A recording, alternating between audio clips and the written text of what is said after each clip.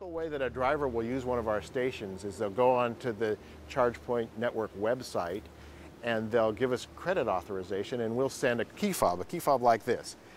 And that's what they'll use to go open this door and start the charging process.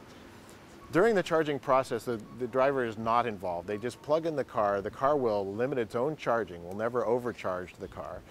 And we measure the energy all the time in order to reimburse whoever is paying for the electricity for all electric costs. So the driver only has a subscription. We pay all other costs. We pay for maintenance of the stations. We reimburse, in this case, the City of San Jose for their electricity because we measure it.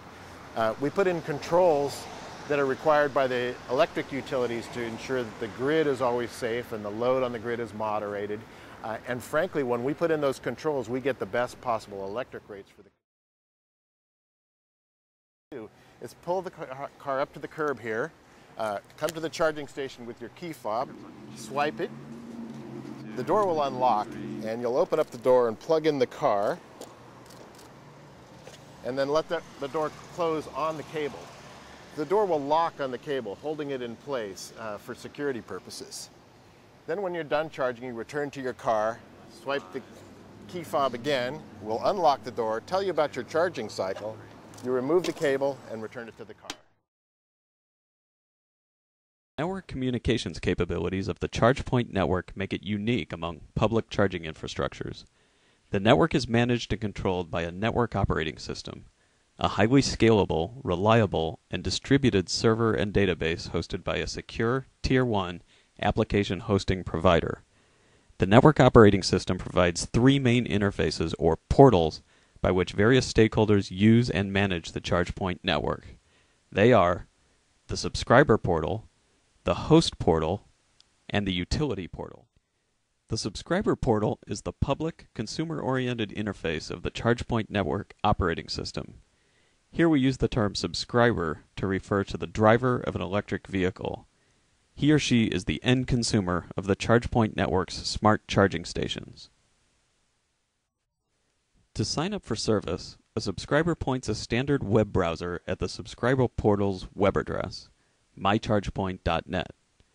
On the Sign Up tab, the subscriber enters her name, address, and password, along with additional contact information. Next, the subscriber can choose among several categories of charging plans, such as nighttime charging, grid-friendly charging, and anytime charging. Finally, the subscriber enters her credit card information for payment. Once the account has been created, the subscriber can log in to view or change account information. She can also view usage reports containing details about her charging history, along with estimates of fuel savings and greenhouse gas savings. A popular feature of the subscriber portal allows a subscriber to find all charging stations along a route. The subscriber enters a starting point and an ending point, and the system displays a Google map with the route and the nearby charging stations. Here we see the power of the communications network, which enables the server to know which charging stations are available and which are currently occupied.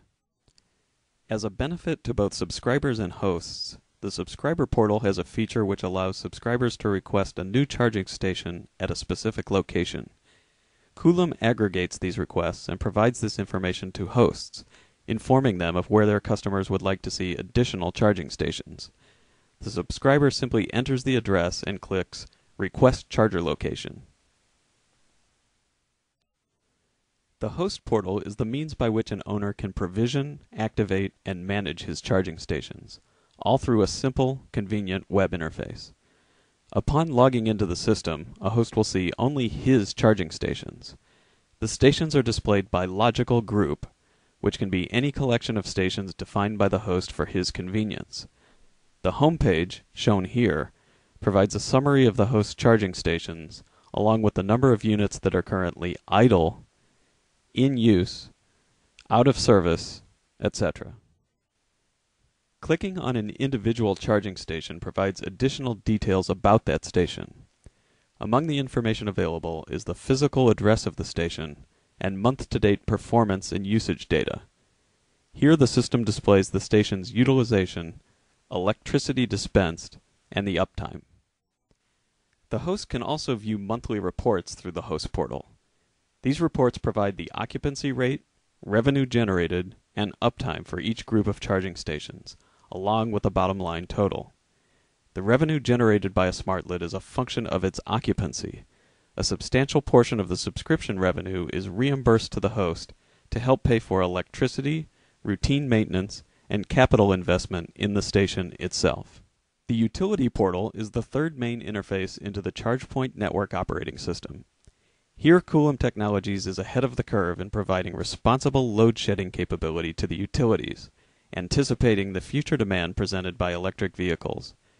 Once an authorized agent of the utility logs into the system, he is presented with a map of his service areas. Clicking on a service area will display the current load in that area, along with a measure of how much of that load can be shed under conditions of extreme demand.